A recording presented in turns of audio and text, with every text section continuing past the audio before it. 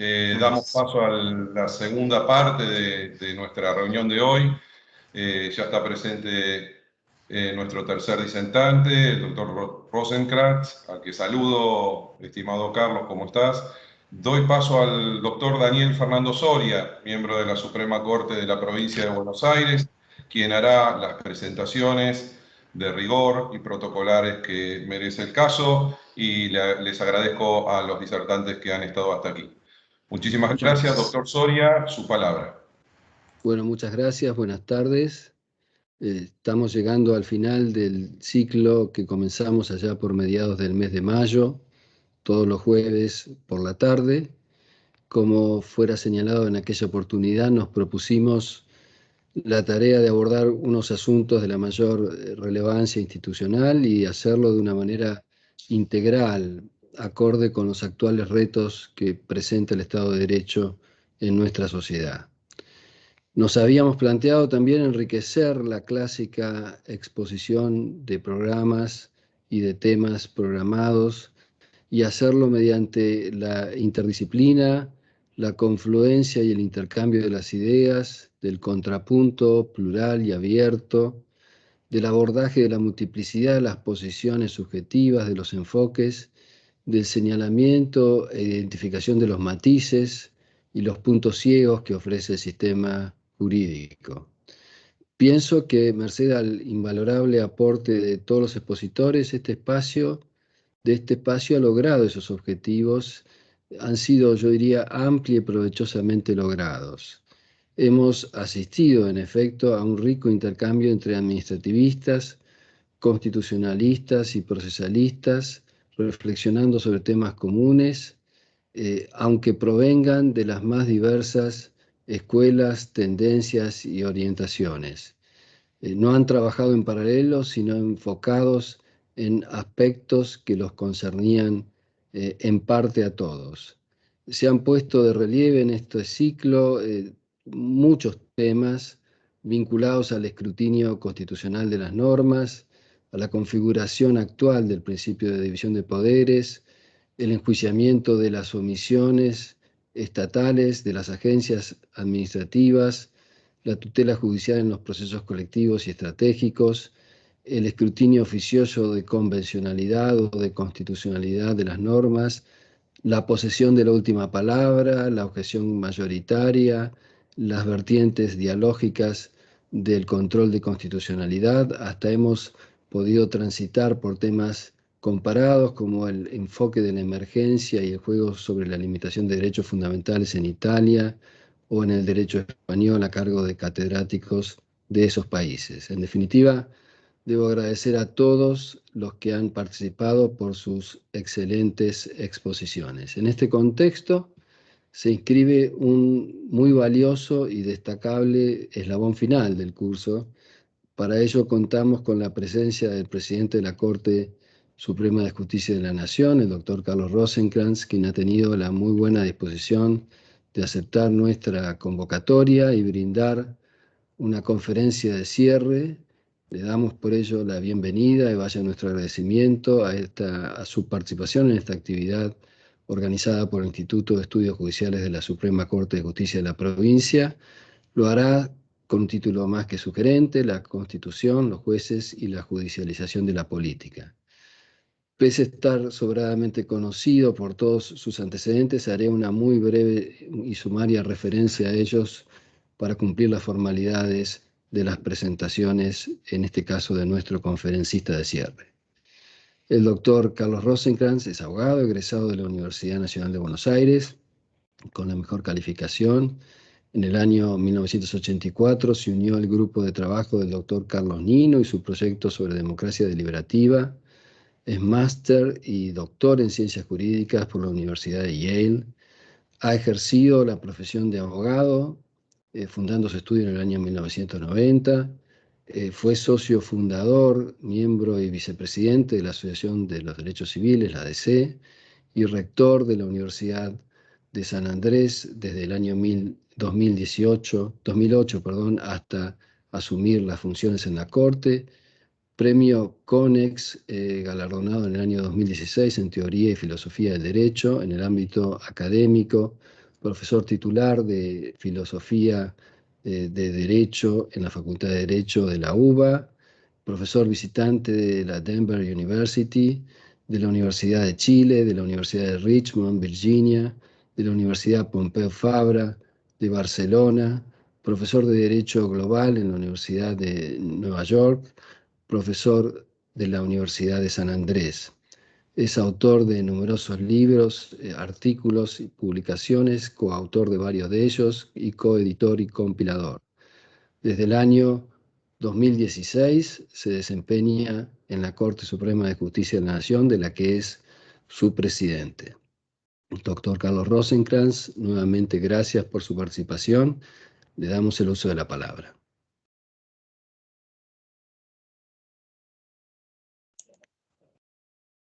Hay que desmutearse. El desmuteo del micrófono. Aún sigue muteado, Carlos. Ahora estoy... Perfecto. ¿Me escuchás? Sí. Sí, perfecto. Bueno, decía, muchas gracias por la invitación. Lamentablemente no pude concurrir como oyente a este súper interesante ciclo, aunque veo quiénes fueron los expositores y me imagino que deben haber dejado un residuo muy iluminador y educativo. Estoy muy a gusto en este tipo de encuentros donde me es posible compartir con otros mis pensamientos con cierta libertad y como entenderán claramente los jueces que están aquí, sin el peso de tener que decidir y sin el temor muchas veces paralizante de equivocarme. De modo que lo que voy a decir no conlleva ninguna autoridad y presuntamente sea debatible, pero eso no hace que esté menos convencido. A diferencia de los temas que trataron quienes me precedieron, que disertaron acerca de cuestiones muy concretas, yo quiero discurrir en una dimensión muy diferente. Lo que voy a decir es muchísimo más abstracto, es creo que más difícil de transmitir y quizá, y lamentablemente, sea más difícil de entenderme. Por ello, les pido disculpas anticipadas. De todos modos, creo que el ejercicio es útil porque de alguna manera nos ayuda a entender la tendencia general que en nuestro país y en muchos otros países ha modelado los cambios habidos en el modo en que los jueces han encarado la cuestión de la revisión constitucional de las leyes y de la revisión de la actuación judicial de la actuación de la administración pública. Para empezar, creo ineludible hacer una distinción que es básica, pero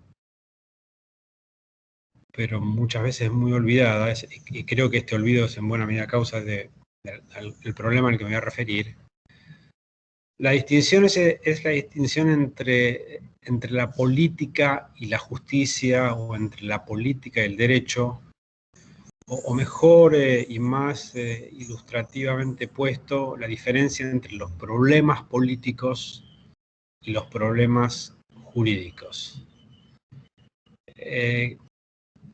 Los problemas políticos y los problemas jurídicos obviamente están interconectados y pueden concebirse como dos extremos de un mismo continuo, de dos modos radicalmente diferentes. Por un lado, como círculos que nunca se tocan. De un lado están los problemas políticos y del otro lado están los problemas jurídicos, sin tocarse entre sí, ni siquiera tangencialmente.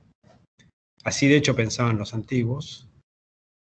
O como dos círculos que se solapan totalmente, al punto tal que ambos pierden su identidad específica. Así piensan, por ejemplo, los que en el debate jurídicos filosóficos contemporáneos se autodenominan como posmodernos. Creo que un poco de regimentación del lenguaje es necesario aquí para evitar confusiones en un área donde es fácil confundirse. Los problemas políticos no hacen alusión a los problemas de facción o problemas partidistas o problemas de poder, sino que constituye una categoría que alude a los problemas sistémicos de una comunidad, a los problemas que una comunidad enfrenta como un todo, o que nos afectan a todos, no qua individuos vinculados unos con otros, sino como miembros de un colectivo común. Los problemas políticos, en una democracia al menos, son confiados a la solución de la decisión colectiva. Por oposición a los problemas políticos, los problemas jurídicos no son los problemas que enfrenta una comunidad como un todo, sino son los problemas que enfrentan a miembros de una comunidad individualmente considerados. Son, en algún sentido, problemas individuales, por oposición a problemas sistémicos. Alguien atropella a otro, por ejemplo, alguien no cumple un contrato, etc. La solución a estos problemas, al menos en una sociedad con división de poderes, es confiar a los tribunales. No a los órganos representantes de la voluntad popular, sino a los tribunales. En esta dicotomía estilizada entre problemas políticos y problemas jurídicos que estoy sugiriendo, y que muchas veces es muy difícil de realizar porque no es fácil ver por dónde pasa el meridiano que divide estos dos tipos de problemas, hay claramente algunos principios ordenadores. Entre ellos, el más importante es que los problemas políticos, al menos en el caso ideal, se resuelven del modo en el que mejor se logra el bienestar general.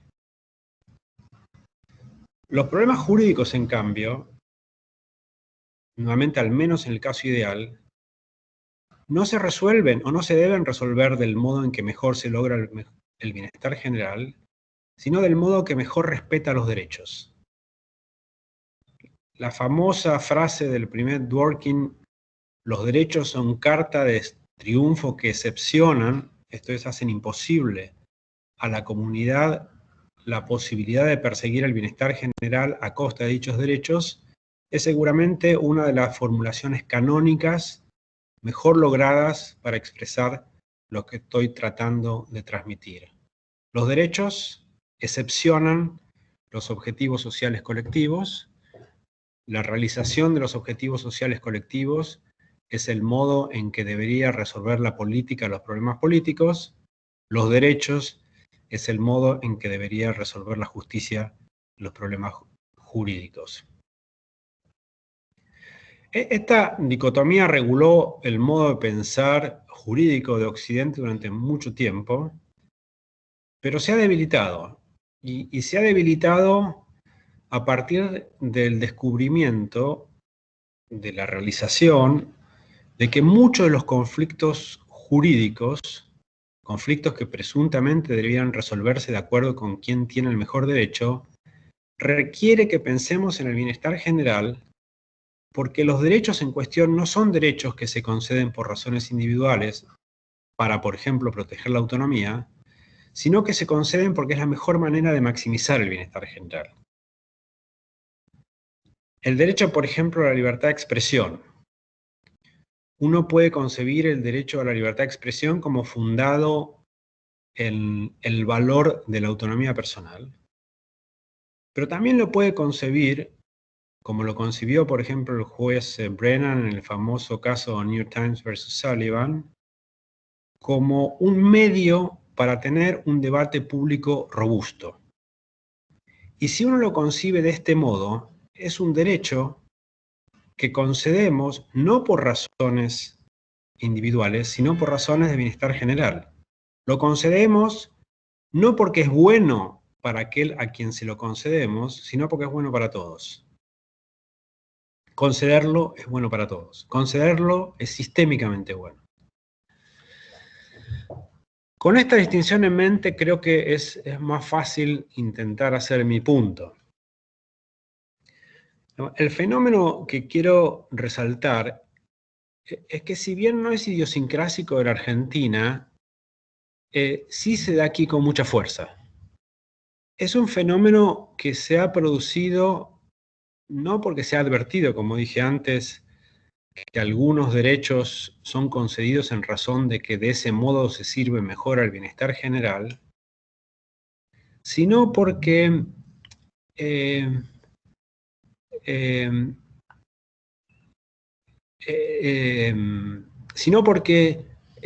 llegamos a la conclusión de que, digamos, que hay un problema en el modo en que nosotros concebimos la discusión de derechos.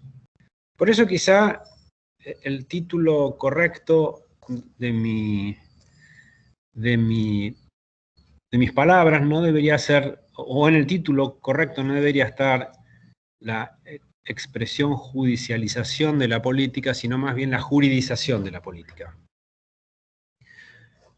Cuando las discusiones que deberían ser políticas se juridizan, se pide a los tribunales, y especialmente a los tribunales superiores y a la Corte y a las Cortes Supremas, que juzguen y determinen las decisiones en áreas que tradicionalmente corresponderían a otros poderes. Este rasgo que se da en muchas latitudes, está mucho más acendrado aquí, en donde se da de un modo casi natural, que ha producido un cambio copernicano en el modelo de adjudicación constitucional. La idea, por ejemplo, de que la discusión política, que debería ser únicamente la discusión del bienestar, o guiada únicamente por la discusión del bienestar colectivo, es una discusión que debe ser regulada por derechos, tal como debe ser regulada por derecho la discusión jurídica, ha implicado que los jueces cambien la manera en que se aproximan a los casos que pueblan sus estrados, y además que muchos de los observadores de la práctica judicial den por bueno dicho cambio.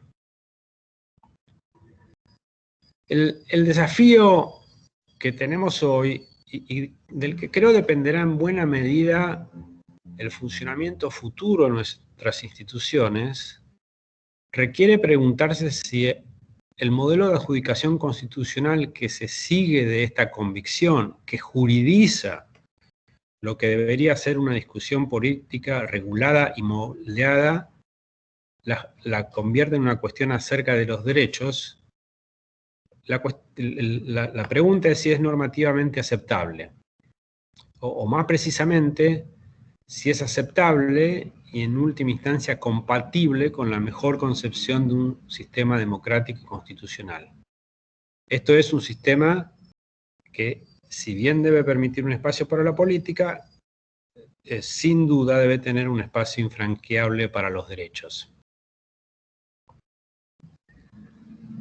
Para responder a este interrogante conviene de modo preliminar decir algo acerca de la idea de que incluso los conflictos políticos, los conflictos que ponen en cuestión consideraciones eminentemente sistémicas y deberían resolverse a la luz de la mejor manera de servir el bienestar general, deben concebirse como conflictos de derecho. En la Argentina, cualquier diferencia acerca de cómo deben resolverse los problemas sistémicos es curiosamente vista no como una cuestión sistémica que nos interpela como miembros de un colectivo, sino como si se tratara de un problema de derechos. Las cuestiones sistémicas son resueltas del mismo modo en el que se resuelven las cuestiones jurídicas, y por lo tanto se resuelven recurriendo al instrumento, por ponerlo de alguna manera, de los derechos. Nuestro país no es el único que enfrenta este fenómeno. Es un fenómeno generalizado que sucede en muchos otros países, y que como todo fenómeno se ha desarrollado a lo largo de mucho tiempo y no se ha producido por una sola razón. Su explicación es ciertamente multicausal. Muchas condiciones sociales, jurídicas, culturales y políticas lo han hecho posible. De todos modos, más allá de esta concausalidad, hay un factor que a mí me parece el más relevante. Yo creo que este fenómeno sucede porque la mayoría de la ciudadanía y buena parte de los académicos y de la profesión legal en alguna medida descree de la autonomía del derecho. Y apareado a este descreimiento, cree a su vez que en última instancia no hay una diferencia de categoría entre la resolución de las cuestiones políticas y la resolución de las cuestiones jurídicas. En efecto, la idea que las cuestiones sistémicas que más nos importan colectivamente deben ser resueltas usando la categoría jurídica por antonomasia, esto es, la categoría de derechos, surge del descreimiento que el derecho es autónomo, independiente y con una gramática diferente a todas las otras discusiones normativas que se han desarrollado encarnadas algún valor idiosincrásico. Este movimiento, me parece a mí, en nuestra cultura ha traído una consecuencia notoria. Las diferentes soluciones a las cuestiones políticas son, a mi entender, diferencias sobre qué corresponde que como comunidad hagamos en conjunto. Para decirlo de otro modo, es un terreno en el que todos podemos discutir como iguales, apelando a nuestra concepción de qué constituye el bienestar general o el bien común, qué debe hacer cada uno para contribuir a ese bienestar y cómo debe distribuirse el producto del esfuerzo colectivo. El derecho se politiza cuando los derechos se conciben no como el resultado de elucubraciones acerca de lo que debemos hacer como individuos, uno a uno, sino como el resultado de consideraciones de moralidad política, esto es, de lo que debe hacerse para incrementar el bienestar colectivo. En otras palabras, la politización del derecho es una consecuencia de la idea que los derechos son concebidos como valores últimos de moralidad política, y cuando ello pasa, obviamente dejan de prestar su función fundamental, este es el problema, ¿no? Dejan de prestar su función fundamental, esto es ser cartas de triunfo que excepcionan la posibilidad de perseguir objetivos colectivos. Ahora bien, la politización del derecho trae consigo un cambio profundo en el modo en que entendemos la tarea de los jueces, y quizá esto sea lo más relevante decir aquí. Si los jueces deben adjudicar sobre derechos, y los derechos no son otra cosa que modos de responder a la cuestión acerca de qué es lo mejor para el portador de derechos, sino para la sociedad, entonces los jueces deben razonar apelando a consideraciones últimas de moralidad social y política. Es natural esperar que los jueces sustituyan a la política, porque su ejercicio jurisdiccional es análogo al que debería realizarse en la arena política. Esto es preguntarse qué es lo mejor para todos y que hagan, por lo tanto, lo que según yo entiendo, la política debe primariamente hacer. Esta descripción del fenómeno puede parecer esquemática y cruda, pero ha recibido respaldo teórico, mucho respaldo teórico de muchos autores de gran prestigio. Para tomar solo un caso muy conocido entre nosotros, un teórico muy prestigioso y enormemente influyente como Robert Alexy, sostiene explícitamente que los derechos constitucionales son mandatos de optimización, es decir, exigencias de que se promueva un estado de cosas colectivo moralmente ideal en la máxima extensión posible. Ahora bien, dado que los derechos deben ser concebidos así, según Alexy, los jueces, al adjudicar un caso, al resolver un caso, en esencia, lo que están llamados a hacer es a proponer un argumento sobre cuál es la situación moralmente ideal y sobre cómo lograrlo del mejor modo posible para toda la comunidad. A mí me parece claro que este modo de entender qué es lo que deben hacer los jueces tiene un efecto de espejo invertido en el tratamiento de los problemas que antes concebíamos como eminente y únicamente jurídicos, y que como tales debían resolverse de acuerdo con la concepción de los derechos de nuestra comunidad. En efecto, como los derechos se politizan, toda discusión jurídica se convierte en una discusión política. Y como la discusión política prevalece sobre la discusión jurídica, no hay obstáculo para que los jueces se vean capacitados para adjudicar las cuestiones políticas. En otras palabras, o en palabras más sucintas, la politización del derecho lleva a la juridización de la política. Como dije, yo creo entender por qué estamos donde estamos. Me parece que todo se debe a la pérdida de la fe en el derecho.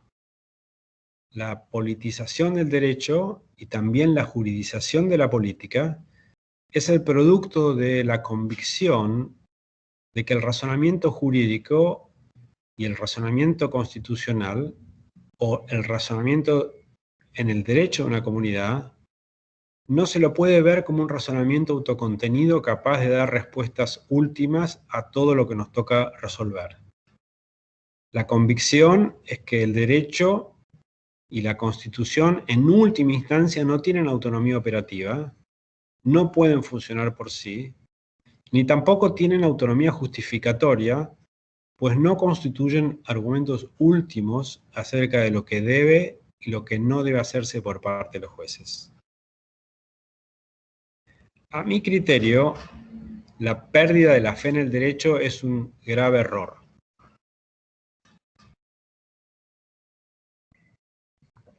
Es un error intelectual y también es un error político. Es indiscutible que el valor del derecho como institución debe tener alguna relación con la manera en que el derecho permite realizar o directamente realiza las aspiraciones sistémicas de una comunidad, o para decirlo en un lenguaje más en boga entre los filósofos jurídicos contemporáneos, realiza o permite realizar las exigencias de la justicia distributiva. El derecho y las aspiraciones sistémicas o de justicia distributiva están claramente conectadas. Si el derecho no tuviera ninguna conexión, si su valor fuese totalmente independiente de su aptitud para realizar valores sociales y morales, no sería para nada claro por qué el derecho nos debería interesar. Pero el hecho de que existe una relación entre el derecho y nuestras aspiraciones distributivas no puede implicar que toda discusión jurídica sea una discusión sistémica, una discusión moral. Y menos aún que el valor que instancia el derecho esté subordinado siempre a los valores de la distribución y que, por lo tanto, el derecho no pueda tener ni autonomía funcional ni autonomía justificatoria. La modernidad está esencialmente caracterizada por una diversidad de concepciones de valores morales y políticos. Y este es un rasgo muy importante. Sucede que disentimos acerca de cómo debemos distribuir el esfuerzo colectivo y cómo debemos adjudicar los resultados colectivos de dicho esfuerzo. Distintas teorías de la justicia distributiva tienen distintas respuestas para este interrogante. Como lo ha puesto Dworkin, los conceptos morales y políticos, todos los conceptos morales y políticos son en la actualidad conceptos interpretativos. Y quienes los usan, sucede que no están de acuerdo en lo que ellos significan y exigen. En estas condiciones que nuevamente caracterizan a la modernidad, que no son transitorias, que están para quedarse, y que en virtud de la creciente polarización que se advierte en nuestras sociedades se hace esperable un desacuerdo más acendrado, concebir al derecho como un ámbito relativamente autónomo de nuestras prácticas sociales, diferente tanto de la moral como de la política, es el único instrumento que nos puede servir para coordinar los esfuerzos necesarios para realizar las transformaciones requeridas por las concepciones más aceptables de lo que debe hacerse moralmente hablando.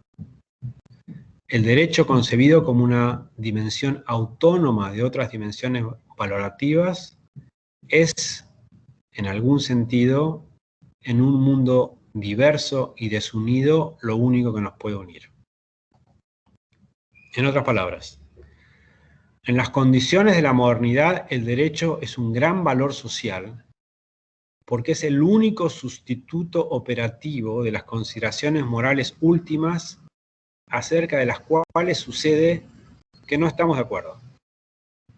Apreciamos y debemos apreciar el derecho justamente porque nos libera de tener que acudir a las consideraciones sistémicas o morales últimas que en última instancia nos desunen. Dado que ese es el valor del derecho como institución, es necesario que la idea tener un derecho a tal o cual cosa no pueda disolverse en consideraciones morales o políticas. Es necesario que sea algo diferente a las consideraciones morales y políticas en las que podemos pensar. En otras palabras, yo creo que es adecuado concebir, aunque seguramente sin la ingenuidad que caracterizaba a los antiguos, que debemos hacer una distinción categorial entre problemas jurídicos y problemas políticos, y aceptar que cada dimensión de cada uno de estos dos problemas, o dos categorías de problemas, tienen un modo diferente de resolución. Acá es importante destacar nuevamente, para no ser malentendido en una discusión en que los malos entendidos son la norma, que los derechos son protecciones a ciertos intereses individuales, especialmente importantes para nosotros, y que en ciertas circunstancias, como hice referencia respecto del derecho a la libertad de expresión, se justifican o se pueden justificar en consideraciones de moral política colectiva. Mi punto no implica negar esto.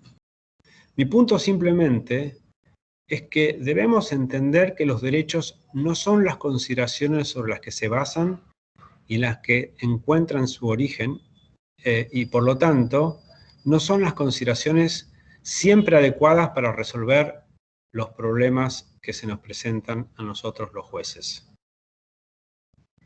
En otras palabras, si los derechos van a cumplir el rol de funcionar como protección, como cartas de triunfo que impiden la persecución de intereses sociales a su costa, tiene que existir una discontinuidad o brecha entre aquello que es protegido por el derecho y la razón por la que se lo hace.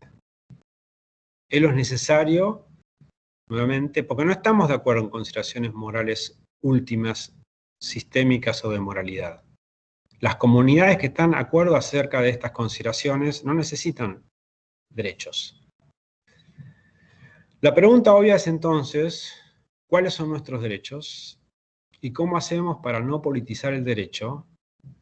¿Y cómo hacemos para evitar la politización del derecho que nos lleva a la juridización de la política, que se produce si el derecho y la política se convierten en órdenes normativos indiferenciables entre sí? En una democracia constitucional y republicana, los derechos son protecciones que hemos decidido plasmar en un texto de modo colectivo, nuestras constituciones o en sus sucesivas enmiendas, o que aparecen consagrados por las tradiciones de interpretación de estos textos constitutivos. Si partimos de esta base y estamos dispuestos a no trascender los textos y las tradiciones de su interpretación, a los efectos de entender qué es un derecho, tendremos suficiente apoyo para sostener la distinción entre problemas jurídicos y problemas políticos, y habrá, creo yo, una guía suficientemente determinativa de lo que deben hacer los jueces. Así, por ejemplo, para adjudicar un caso, primero debemos saber si el conflicto que plantea es político o jurídico. si el conflicto es político, y no es claro cuáles conflictos son ahora meramente políticos, pero si el conflicto es político, si podemos llegar a la conclusión de que el conflicto es político, o si debemos llegar a la conclusión de que el conflicto es político, la cuestión debe ser decidida por los órganos representativos de la voluntad popular, o si acaso por los jueces, pero siempre a la luz de lo decidido por los órganos de los representativos de la voluntad popular. Si la cuestión es jurídica, debemos saber si un derecho se ha agraviado, y para saber si un derecho se ha agraviado, debemos evitar apelar a consideraciones últimas de moralidad política, porque sucede, como dije, que no estamos de acuerdo acerca de cuáles son, y en cambio debemos recurrir a nuestros textos fundantes y al modo en que esos textos han sido interpretados en nuestra tradición jurídica.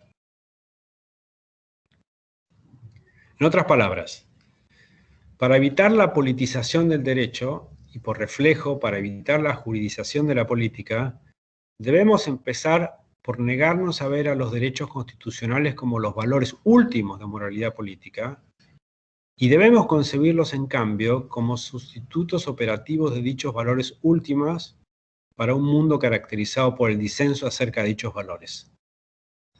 Necesitamos tener derechos para no tener que recurrir a consideraciones de moralidad política acerca de las cuales estamos en desacuerdo. Necesitamos tener derechos justamente porque disentimos acerca de cuáles son las consideraciones de moralidad política correctas. En síntesis, creo que si tenemos en cuenta lo anterior, con cierta facilidad puede esbozarse, aunque muy esquemáticamente, un modelo de adjudicación constitucional adecuado.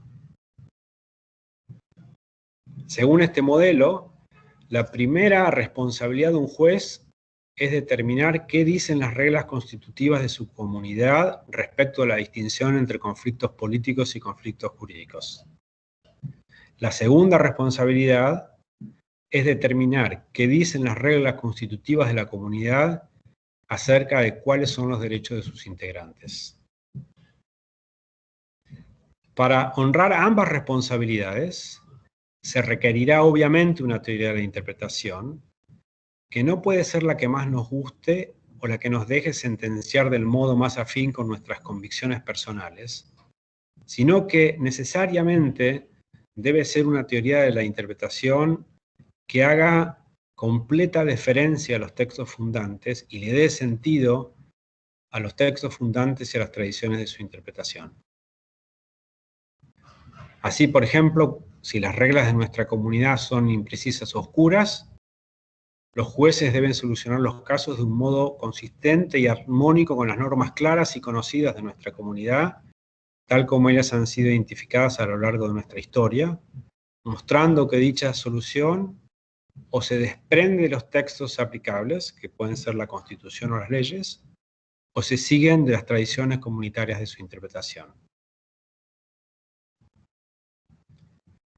Lo que caracteriza por encima de todo a este modelo de juez es que requiere que el juez sea capaz de hacer una transmutación, esto es, desvincularse de sus propias concepciones morales y políticas para someterse a las convicciones de su comunidad tal como ellas se expresan y documentan en el derecho que la comunidad en última instancia ha consagrado.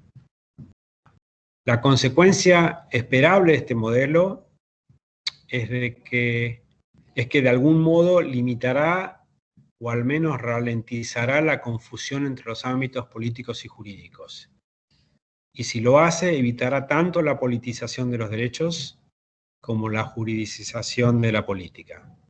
Y ello, a su vez, creo, contribuirá a generar la confianza en el derecho y a que nuestras comunidades entiendan que no todas las cuestiones que nos preocupan deben ser siempre resueltas por los jueces. Muchas gracias. Muchísimas gracias, doctor Rosenkrantz. Con las palabras del doctor, no sé si el doctor Soria quiere hacer un cierre del ciclo. Sí. Si no, despedimos al doctor Rosenkrantz y le agradecemos muchísimo su participación. Un fuerte abrazo. Está la doctora Kogan presente, miembro de la Suprema Corte de Justicia también, junto con el doctor Soria. Estamos, doctora Kogan, despidiendo al doctor Rosenkrantz. No sé si quiere decir algunas palabras. Está en muteada. Ahí. Espere que sigue muteada, Hilda. Desmutéelo. Ahí Ahí está, perfecto. Simplemente agradecerle muchísimo al doctor Rosenkrantz que haya tenido la deferencia de poder cerrar este cierre, hacer el cierre de esta sesión del curso. Muchísimas gracias, Carlos. Bueno, muchas gracias, Hilda, muchas gracias, Amos, muchas gracias, doctor Soria. La verdad que me ponen en contacto nuevamente con ámbitos y cuestiones que me son muy placenteras y que constituyen un recreo de la difícil tarea de tener que jugar todo el tiempo. Bueno, muy buen fin de semana y muchísimas gracias por la invitación. Gracias, Carlos. A vos. Hasta luego, nos vemos. Muchísimas gracias a todos los asistentes. Solamente recordar que este ciclo va a quedar grabado en el canal YouTube de la Suprema Corte de Justicia de la Provincia de Buenos Aires para aquellos que quieran volver a verlo o aquellos que aún no hayan asistido. Todo el ciclo estará presente. Muchísimas gracias a todos. Adiós. Chao, chao.